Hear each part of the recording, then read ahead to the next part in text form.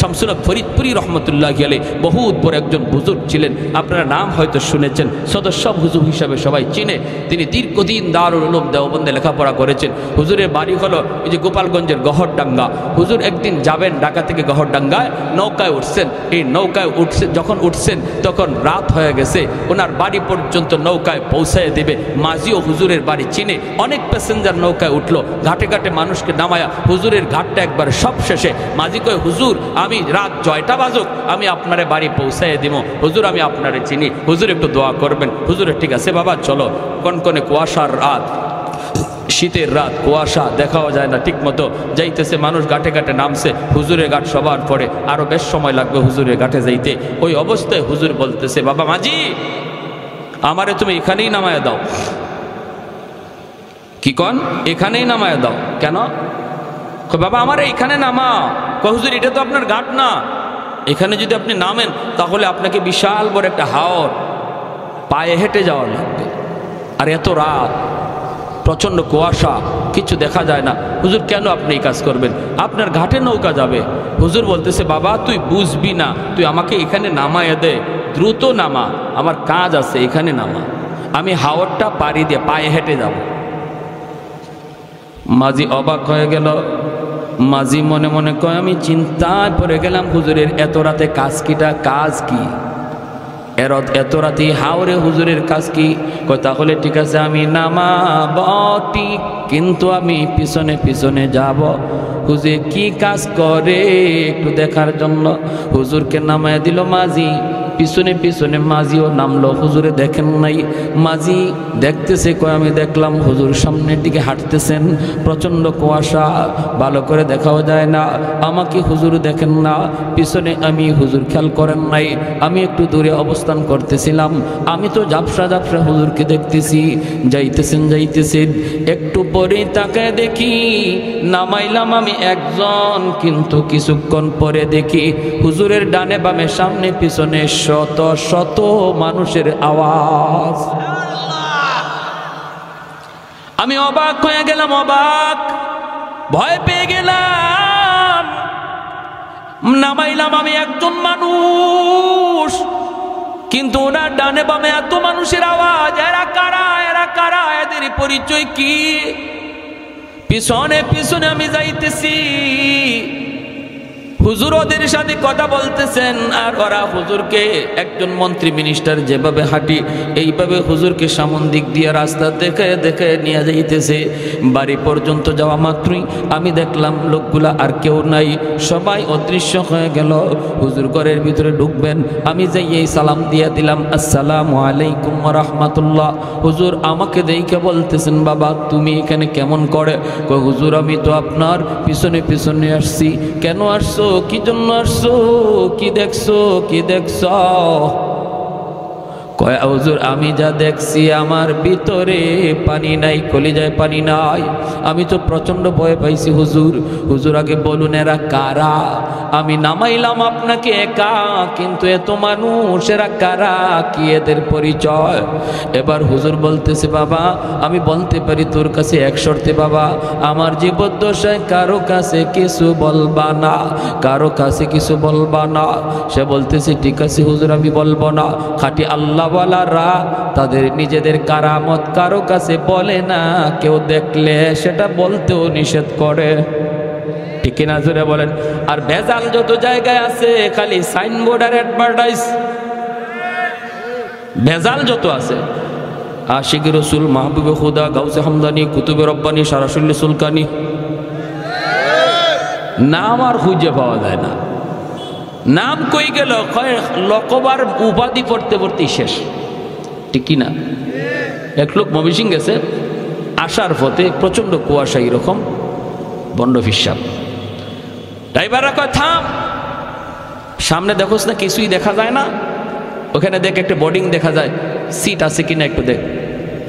তো ড্রাইভার গেছে, গিয়া বোর্ডিং ম্যানেজার রেখায়, স্যার রাত বাজে প্রায় 3টা 2টা, বলতেছে স্যার আপনাদের হোটেলে কোনো সিট আছে?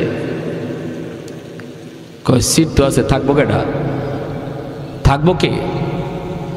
থাকবে আশিকি রসুল, মাহবুবে খুদা, গাউসে হামদানি, কুতুবে রব্বানি, সারাসুল্লি সুলকানি, কইতে কইতে 16টা টাইটা। ম্যানেজারে ধর্মে ভাগো, সিট নাই। ম্যানেজারে ভাবছে 16টা সিট লাগবে। নাম যখন 16টা কইছে, ম্যানেজারে ভাবছে সিট লাগবে কয়টা? 16টা। কয় সিট নাই, সিট নাই ভাই, যান যান। আর কয় হুজুর সিট নাই। হুজুরে কয় সিট না হইলে কেমনি যাবি, যাওয়ার তো কোনো উপায় নাই। হোটেলের বারান্দায় গামছা বিছা, চাদর বিছায় রাত কাটা। হোটেলের বারান্দার মধ্যে চাদর বিছায় ঘুমায় রইছে। ফজরের সময় ম্যানেজার উঠছে, ওইটা দেখে এত মোটা এক হুজুর গড়াগড়ি করে শীতের মধ্যে কনকনে কাঁপে। কয়েক বেড়া ঘটনা কি এখানে হুজুরে নিয়ে এরম করো? কয় তুই হুজুরে নিয়ে এখানে কি করো? তুই আমার কাছে ভিতরে সিট চাইলে না? আমি তো আপনার কাছে সিট চাইছি। কয়েক বেড়া তুই তো সিট চাইলে 16টা, তাই বললে কি আমার কাছে 2টা সিটও নাই? এখন হুজুরে উঠছে, উঠতে কয় রে এই টাইটেলে আমার দুনিয়াতেও সিট দিল না, মরণের পরেও সিট দিত না, ঠিক না? এই টাইটেলে দুনিয়াতেই সিট দিছে না, মরার পরেও সিট দিবে।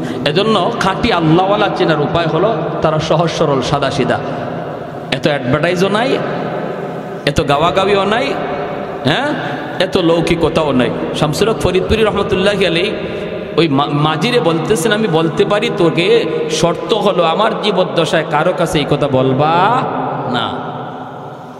বলেন হুজুর? বাবা আমি যখন নৌকায় ছিলাম, এই নৌকায় থাকা অবস্থায় এই এলাকার জিন্নাতের সর্দার আমার কানে কানে আইসা সালাম দিয়া কয়, হুজুর আমরা আজ অনেক দিন যাবৎ আপনার অপেক্ষায়, আমাদের ভিতরে অনেক সমস্যা চলতেছে, কেউ কারো কথা মানে না, এমন দ্বন্দ্ব খুনাখুনি হওয়ার সম্ভাবনা আছে। এক পর্যায়ে আমরা সবাই একমত হয়েছি যতগুলি সমস্যা আছে সবগুলির সমাধান আপনার কাছ থেকে নিব। আপনি যা বলবেন আমরা সবাই মাথা পেতে মেনে নিব, কেউ আর আমরা কোনো ধরনের বিরোধিতা করব না। হুজুর একটু দয়া করে যদি এই জায়গায় নামতেন, পায়ে হেঁটে যদি বাড়িতে যাইতেন, হাওরটা আমরা পাহারা দিয়া দিয়া আপনাকে বাড়ি পর্যন্ত পৌঁছায় দিব, আর মাঝখানে আমাদের যত যা কিছু জানার প্রয়োজন সব আমরা জেনে নিব। আল্লাহু আকবার। मैं तालिब मौला हूँ मेरे इश्क़ निराला,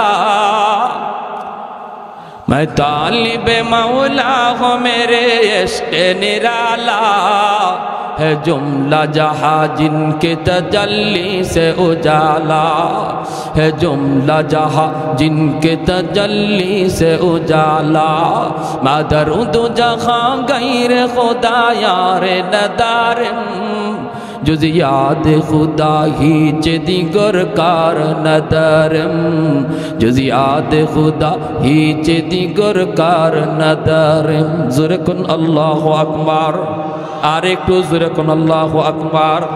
তাহলে আল্লাহর নবী বলেছেন উলামায়ে কেরামকে মানব দানব পশু পাখি সবাই শ্রদ্ধা করে, কারণ হলো ওরা জানে উলামায়ে কেরামের উসিলায় আল্লাহ সবাইরে খাওয়াইতেছে। ঠিক কিনা? ঠিক কিনা? আমার আপনারও আল্লাহ খাওয়ায় মাদ্রাসার উসিলায়, ঠিক কিনা? আমি মাদ্রাসা দান করলেও মাদ্রাসা চলবে, না করলেও মাদ্রাসা চলবে, বাকি মাদ্রাসায় আমি দান কইরা মাদ্রাসা টিকায় রাখছি, বিষয়টা এমন নয়, বরং মাদ্রাসায় উসিলায় আল্লাহ আমাকে টিকায় রাখছে। ঠিক কিনা রে ভাই?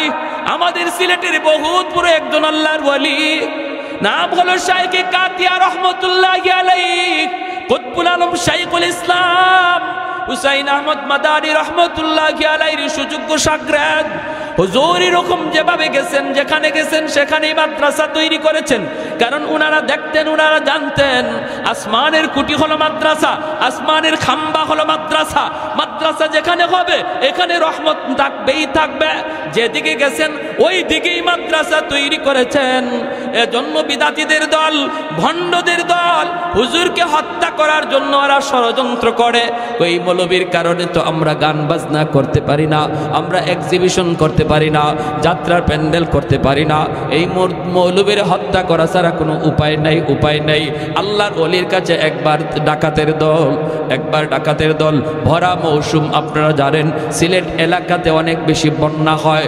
একবার এরকম বন্যা হয়েছে, বন্যার ভিতরেই মাদ্রাসায় ডাকাতের দল নৌকা নিয়ে মাদ্রাসায় হাজির হয়েছে। হুজুরের কাছে আইসা বলতেছে, হযরত আমাদের এলাকার 2 গ্রামের ভিতরে প্রচন্ড ঝগড়া, যে কোনো সময় কোনাকুনি হয়ে যেতে পারে, আপনি যদি না যান তাহলে মানুষ কতজন খুন হবে এর হিসাব নাই। সবাই এক বাক্যে মেনে নিয়েছে, আপনি যেই সমাধান দিবেন এই সমাধান সবাই মেনে নিবে। ভাটি এলাকার মানুষগুলা হুজুরকে এইভাবেই মানত, এইভাবেই শ্রদ্ধা করত। হুজুর যেই জায়গায় যে হাজির, প্রচন্ড মারামারির ভিতরে মার থেমে যেত। চতুর্দিকে উপরের দিকে এরকম ভাবে ফায়ারিং হচ্ছে, কিন্তু আল্লাহর ওলি মাঝখানে যে যদি দাঁড়াইতেন, সাথে সাথে দোনো পক্ষের রাগ গুসা পানি হয়ে যাইত। আল্লাহু আকবার। এত বড় বুজুর্গ, এত বড় আল্লাহর ওলি ছিলেন।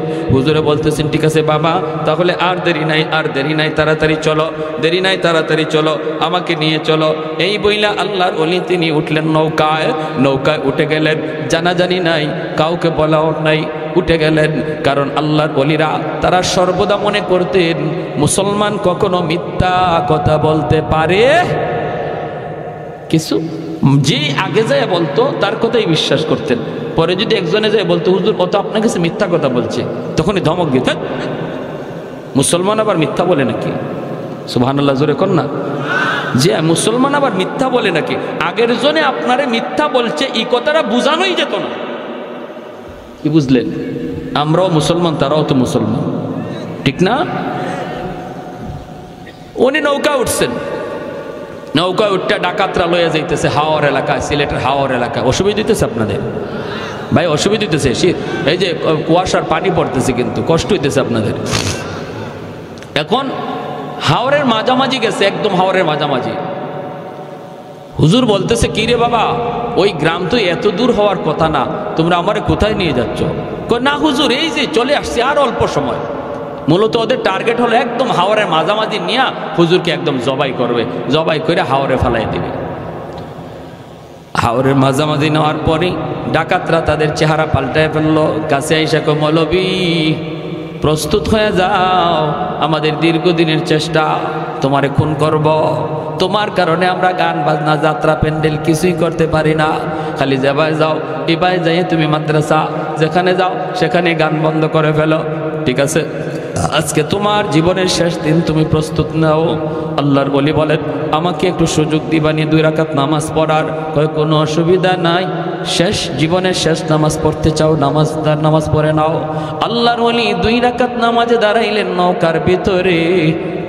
যেই মাত্র নামাজে দাঁড়াইলেন, সাথে সাথে প্রচন্ড ঝড় তুফান শুরু হয়ে গেল। এমন তুফান, এমন ঝড়, মুহূর্তের ভিতরে আকাশের রং চেঞ্জ। আল্লাহর ওলি এখনো নামাজে সালাম ফিরান নাই। এমন ঝড়, নৌকা ডুবে যাবে। আর এটা এমন এক হাওর, সুনামগঞ্জের ভাটি এলাকার হাওর। এই হাওরে যদি নৌকা ডুবে, হুজুর তো মরবেন, মরছেন, কিন্তু ডাকাত একটাও বাঁচবে না। এখন ডাকাতের দলগুলি কয়, তাড়াতাড়ি নৌকা সামাল দেওয়া, আগে মৌলবীরে আগ পরে মারবো, আগে নৌকা সামাল দিয়ে নিজের জান বাঁচাও। ওরা তুফান আর ঝড়ের কবল থেকে নিজেকে বাঁচানোর জন্য নৌকা সামাল দিতে লাগলো, নৌকা সামাল দিতে লাগলো। আল্লাহর ওলি তিনি তো নামাজে খবর নাই এইদিকে এত ঝড় বয়া যাইতেছে। কারণ খাঁটি আল্লাহওয়ালারা যখন নামাজে দাঁড়ায়, দুনিয়ার কোনো হুঁশ থাকে, কোনো খবর থাকে না, কোনো খবর থাকে না। ভাইরে, উনিও নামাজ শেষ করছেন, আর নৌকাও যাইয়া দেখা গেল একটা ঘাটে লাগলো। এত বড় হাওর থেকে কেমনে ঘাটের মধ্যে আসলো?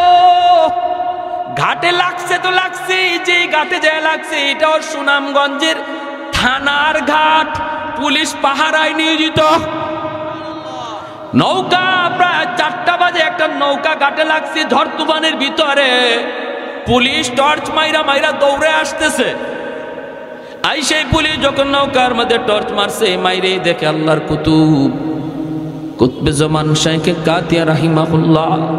যেই মাত্র হুজুরে দেখছে, এমনি পুলিশেরা দৌড় দিয়া গেল, হুজুর আপনি এত রাতে নৌকায় কেন, আর এরা কারা?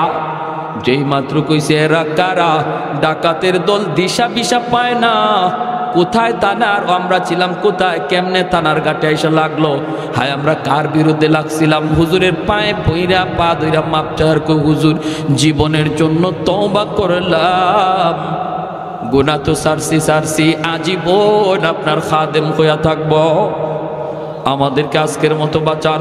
যেই পুলিশেরা কই হুজুর এরা কারা আপনার পা ধরতেছে, হুজুরে বলতেছেন না কোনো অসুবিধা নাই, এরা সব আমার খাদেম, নৌকা ভুল করে এখানে চলে আসছে, একটা অন্যায় করছে তাই মাপ চাইতেছে। আল্লাহু আকবার। পুলিশদের কাছে পরিচয় দেন নাই ওরা যে ডাকাত, এই আল্লাহর ওলি এই ডাকাতদেরকে বলছিলেন বাবা শুন তোরা যে এমন ঘটনা ঘটাইছো আমার জীবদ্দশায় কারো কাছে বলবি না, আমার ইন্তেকালের পরে যদি বলতে চাও বলবা। আমরা আল্লাহর ওলির ইন্তেকালের পরেই খবরগুলা পাইছি এবং ওরা বলছে আমরা যে হুজুরের খাদেম, আমরা কিন্তু শুরুতে খাদেম ছিলাম না, আমরা হুজুরকে মারার জন্য ডাকাত সেজে এসেছিলাম, আমরা হলাম ডাকাত। কিন্তু ঘটনা ছিল এই আল্লাহর ওলির ওই কারামতের পর আমরা তওবা করে সবাই আল্লাহর ওলির খাদেম হয়ে গেছি। এজন্য রে ভাই উলামায়ে কেরামের কদর করো, উলামায়ে কেরামকে চিনো, মাদ্রাসাকে কদর করো, মাদ্রাসাকে কদর করো। আল্লাহ নবী রহমতের নবী বলেন হাফেজে কোরআন জান্নাতের দিকে যায় আর কয় আল্লাহ আমার মা কই, আমার বাবা কই, আল্লাহ কইব যাও তার আব্বা আম্মারে জাহান্নাম থেকে উঠে আনো।